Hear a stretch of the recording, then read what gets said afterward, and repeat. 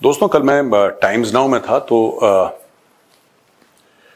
जो नाविका कुमार हैं, आप सब जानते हैं, उन्होंने एक स्टोरी करी। तो उनकी स्टोरी से जब मैंने उनकी स्टोरी एनालाइज करी तो मुझे बड़ी इंटरेस्टिंग उसमें बात लगी।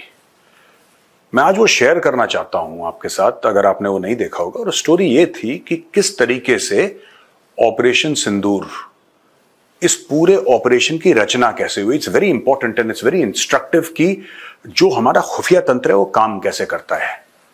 क्योंकि अगर मैं बोलूं कि मुझे यह पता है कि खुफिया तंत्र काम कैसे करता है, ऐसे कई लोग हैं सोशल मीडिया पे जो कहते हैं हमें पता किसी को भी नहीं है। और सबसे पहले मैं कहूंगा कि मुझे नहीं पता। वो तो कल जब मैंने सुना तब मुझे दो तीन चीजें जिसको कहते हैं ना कि क्लियर हो गई या उनका एहसास हो गया। मैं आपको बताता हूं दोस्तों। बात यह हुई कि पहलगाम पे अटैक हुआ जब, तो उस समय माननीय प्रधानमंत्री जी he was in Saudi Arabia, वो सऊदी अरब में थे। और पता यह लगा कि पहली मीटिंग ऑलरेडी सऊदी अरेबिया में कर चुके थे और सऊदी अरेबिया की जमीन पे यह फैसला हो चुका था, एब्सोल्युटली यह फैसला हो चुका था कि हमें पाकिस्तान को जवाब देना है। भारत का वेट नहीं करा।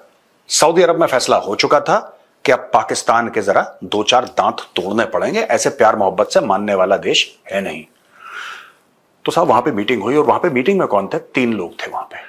प्रधानमंत्री मोदी, अपने एनएसए साहब अजीत डोभाल साहब और डॉक्टर एस जयशंकर। ये तीन लोग थे जो वहां पे थे और इन्होंने सऊदी अरब में ही पहली मीटिंग करी। प्लेन पकड़ के वापस आई, जहाज में वापस भारत आए और यहां पे विक्रम मिस्री जी थे फॉरेन सेक्रेटरी, उन्होंने रिसीव करा। और अलग अलग गाड़ियों में नहीं गए, जैसे प्रोटोकॉल होता है, प्रधानमंत्री अपनी गाड़ी में जाते हैं, कोई अपनी गाड़ी में जाते हैं, सब लोग कि सबकी अलग अलग कार्स होती हैं। इनको बोला कि तुम मेरी गाड़ी में आ जाओ। ये इनकी गाड़ी में बैठ गए इनके साथ। और इनकी गाड़ी में बैठने के बाद वहां से दोस्तों शुरू होती है स्टोरी ऑपरेशन सिंदूर की। पूरी दुनिया को दिखाने के लिए प्रधानमंत्री निवास पे 7 लोक कल्याण मार्ग में मीटिंग पे मीटिंग हो रही है, मीटिंग पे मीटिंग हो रही है। मीडिया वहां पे खड़ा हुआ है और मीडिया वहां पे खड़ा होकर कैमरा लगा के मीडिया ये बता रहा है कि साहब ये मीटिंग हो रही है और ऐसी मीटिंग हो रही है और वैसी मीटिंग हो रही है।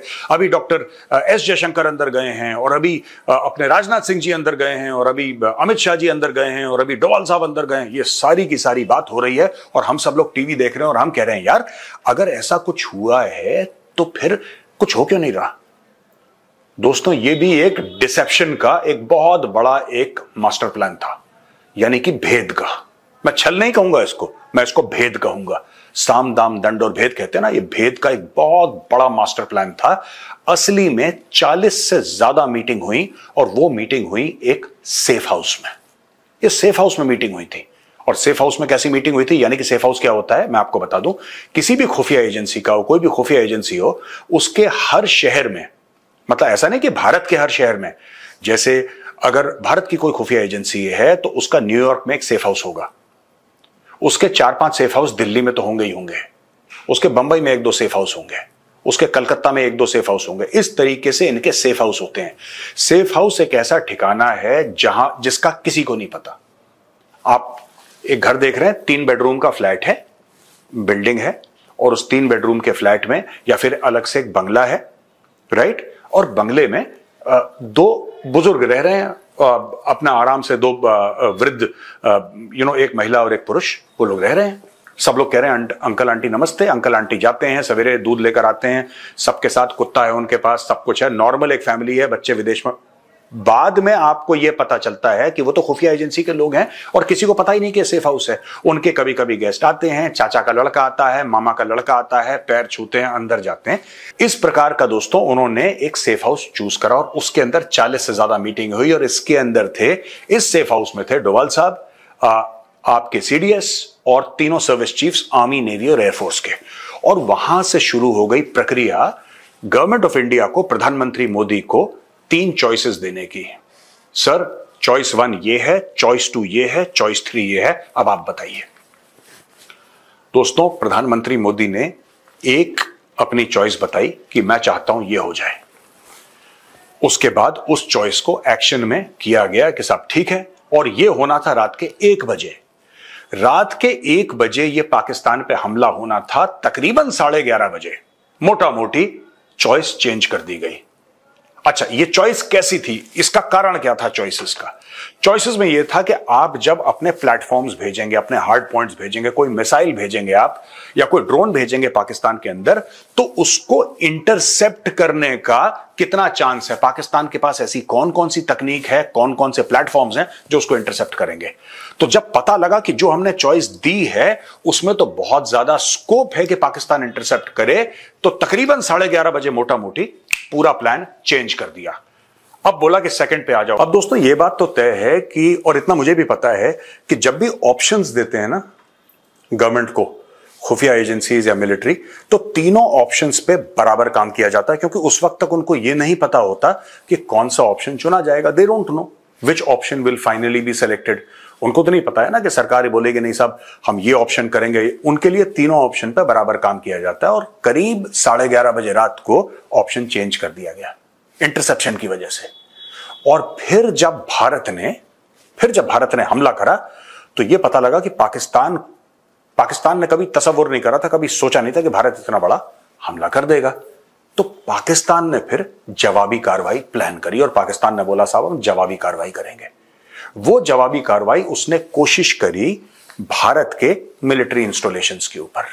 हां, सिविलियन पॉपुलेशन के ऊपर भी अटैक करा। हां, गोल्डन टेंपल, वैष्णो माता, इन सबको टारगेट बनाने की कोशिश करी। उसके बाद भारत ने दोबारा एक बार इन पे हमला करा, और पाकिस्तानी एयर बेसिस, कहते हैं कोई 8 कहता है, कोई 11 कहता है, there is a complete list, जिसको इन्होंने ठोक दिया बुरी तरीके से।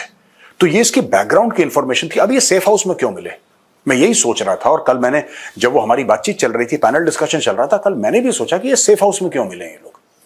आर्मी का तो प्रॉपर एक जगह है और बिल्कुल सेफ एंड सिक्योर है, बिल्कुल सेफ एंड सिक्योर है। आर्मी, नेवी, एयरफोर्स परिंदा पर नहीं मार सकता, जैसे पिक्चरों में बोलते हैं ना, हिंदी फिल्मों में बोलते हैं कि साहब परिंदा पर नहीं मार देते।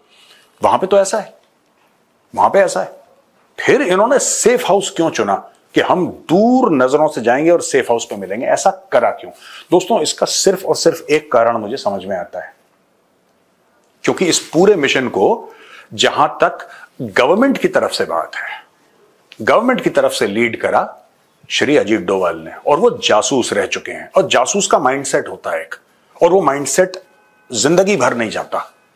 जासूस एक बार somebody is a spy, Doval साहब वाज अ स्पाई, उन्होंने देश के लिए जासूसी करी, तो उनके दिमाग में एक बात बैठ गई, और जैसे ही क्रिटिकल मोमेंट आती है, सबसे पहले what you do is go analog. ठीक है, सबसे पहले गो एनालॉग। अगर आप चाहते हैं, मैं आपको बताता हूं, अगर आप चाहते हैं आप इस दुनिया से गायब होना, अपना फोन, अपनी स्मार्ट वॉच, ठीक है जी, अपना क्रेडिट कार्ड, अपना डेबिट कार्ड, अपना इंटरनेट कनेक्टिविटी, मोबाइल फोन के अंदर से सिम कार्ड, जो चीज है जो आपको इंटरनेट से कनेक्ट करती है, आप उसको त्याग दो, आप उसको त्याग दो। आप फोन भी मत करो, चाहे आपका बिना इंटरनेट वाला फीचर फोन हो, आप उसको भी त्याग दो। कनेक्टिविटी के, ओसामा बिन लादेन जो था वो 6 साल कैसे छुपा रहा दुनिया से? पाकिस्तानियों ने छुपाया उसको, आईएसआई ने छुपाया, उनका मेहमान था, लेकिन अमेरिकन से कैसे छुपा रहा हो? ये सिंपल चीज है, सारी एजेंसीज यही करती हैं। जब छुपना होता है, गो एनालॉग, डिजिटल चीजें त्याग दो, डिसअपियर फ्रॉम द ग्रिड। तो जब ऑपरेशन सिंदूर करना था, the first thing that occurred to the NSA, जो एनएसए में एक हार्डवायर्ड रिस्पॉन्स होता है ना, हम सबका एक हार्डवायर्ड रिस्पॉन्स होता है कि कोई बंदा एक जैसा जवाब देता है क्योंकि उसकी फितरत में है। Because he was a spy, the first thing happened was go underground, गायब हो जाओ, बिल्कुल सबसे पहले गायब हो जाओ, प्लान करो, ठक से मारो, तब दुनिया को पता लगेगा कि काम हो गया है। This was the typical planning, armed forces ने प्लानिंग करी, लेकिन उसका जो पूरा एक रूपरेखा देने वाला, that was the NSA, and this is what he did, disappear, absolutely disappear. तो आपको कभी देखा होगा कि प्रधानमंत्री निवास में उनकी गाड़ी जा रही है, मीडिया कवर कर रहा है, लेकिन आप लोगों को और मुझे भी यही लग रहा था कि इनकी जो मीटिंग हुई है, ये मीटिंग तो सारी की लोक कल्याण मार्ग में हुई है, प्रधानमंत्री निवास पे नहीं।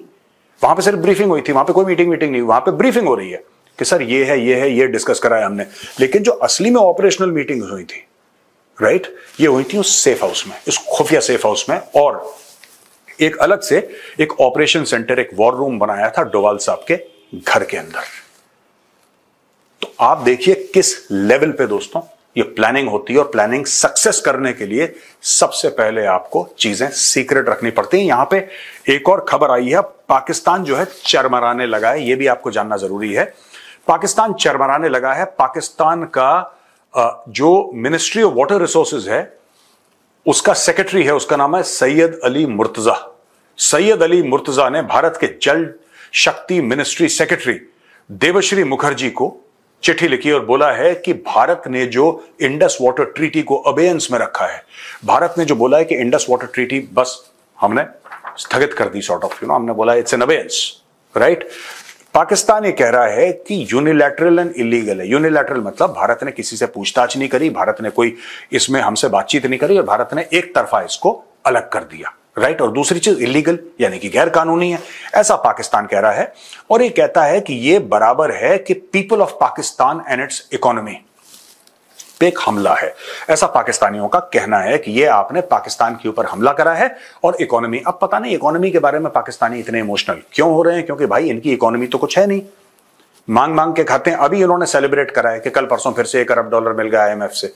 ये हाल है इस मुल्क का ना, ये खाने के लिए भी इसको कर्ज चाहिए, युद्ध लड़ने के लिए भी इसको कर्ज चाहिए, फिर ये बड़ी बड़ी बातें करते हैं और चिट्ठी लिखते हैं हमारी जल शक्ति मिनिस्ट्री को कि भाई ये पाकिस्तान की इकोनॉमी। कौन सी इकोनॉमी, कौन सी इकोनॉमी? ये कौन सा जानवर है, ये किस चिड़िया का नाम है, ये चिड़िया का रंग कैसा है, कितनी बड़ी है चिड़िया, कैसे उड़ती है, कुछ हमें भी बताओ कि साहब ये इकोनॉमी होती है पाकिस्तान में, इस चिड़िया को हम इकोनॉमी कहते हैं। And people of Pakistan are under attack from the government of Pakistan, they are not under attack from the government of India. जब भारत ने, एक बात बताइए, जब भारत ने इंडस वाटर ट्रीटी को अबेयंस में नहीं रखा था, क्या पाकिस्तान में पूरी बिजली आती थी? क्या लोग बिना पानी के पाकिस्तान में नहीं मरते थे? क्या कराची में एक बड़ा सॉलिड टैंकर माफिया नहीं है? क्या पाकिस्तान के दूसरे शहरों में प्रॉपर 24 घंटे पानी आता है नलों में? कैसी बातें कर रहे हैं साहब, कैसी बातें कर रहे हैं कि ये हो गया, ऐसा हो गया और this is a war on the people of Pakistan. आप तो ये कह रहे थे, ये मैं पाकिस्तानियों से कह रहा हूं, पाकिस्तानी गवर्नमेंट को कह रहा हूं कि आप लोग तो ये कह रहे थे यार कि अगर पानी रोका तो इसका मतलब जंग, तो करो ना जंग यार, तो करो जंग। आप लोग देखिए, मेरी सबसे बड़ी प्रॉब्लम पाकिस्तानी कौम के साथ ये है, और पूरे आवाम की बात नहीं कर रहा, I should not use the word Pakistani कौम, आई शुड से पाकिस्तानी क़यादत, जो इनकी लीडरशिप है। मेरी प्रॉब्लम लीडरशिप से है। मैं ये कहना चाहता हूं कि अगर आपको जंग लड़नी है तो आप इतनी बड़कें क्यों मारते हो यार, इतनी बड़ी बड़ी बातें क्यों करते हो? भेजो अपने फाइटर जेट, भेजो अपने फाइटर जेट, भेजो अपनी फौजें। क्योंकि आपने बोला था कि अगर भारत पानी रोकने की कोशिश करता है तो हम इसको जंग मानेंगे। बिलावल भुट्टो ने बोला था, ठीक है, कि अगर यहां पे पानी नहीं बहेगा तो यहां पे हिंदुस्तानियों का खून बहेगा। तो किसने रोका है आपको? मोदी जी गए आपके पास हाथ जोड़ के कि नहीं नहीं हम डर गए, हम इमीडिएटली पानी खोल रहे हैं, इमीडिएटली आपको कभी प्रॉब्लम नहीं होगी, कुछ कमी पेशी होती है तो हमें बोलो, हम पूरा। ऐसा तो मोदी जी ने नहीं बोला, ऐसे तो इंडिया ने किसी ने, तो हमने जो करना था हमने कर दिया, अब आपकी बारी। ये चिट्ठी विट्ठी लिखने से कुछ नहीं होता यार, ये क्यों चिट्ठियां लिख रहे हो फालतू की? आपको जो करना है करो, आपको यूनाइटेड नेशंस में जाना है जाओ, आपको ह्यूमन राइट्स काउंसिल में जाना है जाओ, आपको वर्ल्ड बैंक के पास जाना है जाओ, आपको जहां ढिंडोरा पीटना है पीटो, आपको लाइन ऑफ कंट्रोल पार करके भारत में हमला करना है करो, आपको इंटरनेशनल बॉर्डर क्रॉस करके भारत में अपने मिसाइल से हमला, आपको जो करना है करो। आपको रोक कौन सकता है? आप खुद मुख्तार मुल्क हो ना, on the face of it at least आप खुद मुख्तार हो, और आप खुद बोल चुके हो कि अगर आप पानी रोकोगे इसका मतलब जंग है। पानी तो रोक दिया, अब चिट्ठी क्यों भेज रहे हो? भाई आप जज्बे वाली कौम है, आप मुजाहिद हैं, आप गाजी हैं, आपको भारत में मिसाइल भेजनी चाहिए थी, आप भारत में चिट्ठियां भेज रहे हैं और बातें आपने ऐसी लंबी लंबी कर दी हैं। तो दोस्तों मैंने सोचा कि छोटा सा कैप्सूल बनाऊं कि पूरा ऑपरेशन सिंदूर है ना, ये हुआ कैसे था, कैसे प्लान हुआ था। मैं फिर से बताता हूं कि इसका पूरा क्रेडिट जो है, ये कल जो मैं शो में था, जो नाविका कुमार ने शो करी थी टाइम्स नाउ पे, ये वहां से मुझे आइडिया है कि कम से कम लोगों को बताऊं यार कि ये पूरा का पूरा चैप्टर लिखा कैसे गया था। और आज की तारीख में पाकिस्तान जो इतनी बड़ी बड़ी बातें करता है, हमारे पास न्यूक्लियर है, हमारे पास वो है, हमारे पास ऐसा है, हमारे पास 170 न्यूक्लियर हैं जो हम आप पे मार देंगे, ये सब एंड में वो ऐसी A4 साइज की एक चिट्ठी निकली भाई, A4 साइज पेपर की एक चिट्ठी निकली कि प्लीज यार ये मत करो यार, ये मत करो, ये ज्यादा हो गया।